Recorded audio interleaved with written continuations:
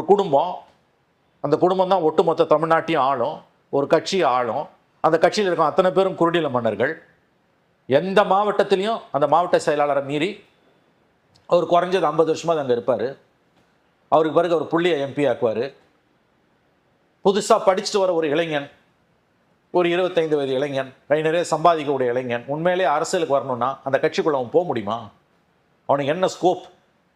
என் குடும்பத்திலிருந்து யாரும் அரசியலுக்கு வரமாட்டார்கள்னு தொலைக்காட்சி பேட்டியில் ஸ்டாலின் முழங்கினார். 21 உதயநிதிக்கு பொறுப்பு, எம்எல்ஏ 22 மந்திரி, 24 டெப்டி சிஎம். மக்கள் ஒன்றும் திமுகவின் அடிமைகள் அல்ல. திமுகவுக்கு எதிராக ஓட்டு போட்டு ஜெயிச்சிட்டாங்கன்னு அதை ஃபேக் நரேட்டிவ்னு கட்டமைக்கிறதும், அதை ஒருவர் சொல்லுகிறார் என்பதை வைத்து கூத்தாடுவதும், நீங்க மக்களை இழிவுபடுத்துறீங்க. நீங்க இன்னமும் பாடம் கத்துக்கல. உங்க தோல்வியில் இருந்து நீங்கள் இன்னமும் பாடம் கற்கவில்லை. ஏன் இது நடந்ததுன்னு ஏன் திமுக யோசிக்க மாட்டேங்குது? இல்ல பாடம் கற்கலையா, இல்ல ஏத்துக்க மனம் இல்லை? ஏத்துக்க மனம் இல்லை, பாடம் கற்கவும் மாட்டாங்க. அவங்க இப்படியே தான் இருப்பாங்க.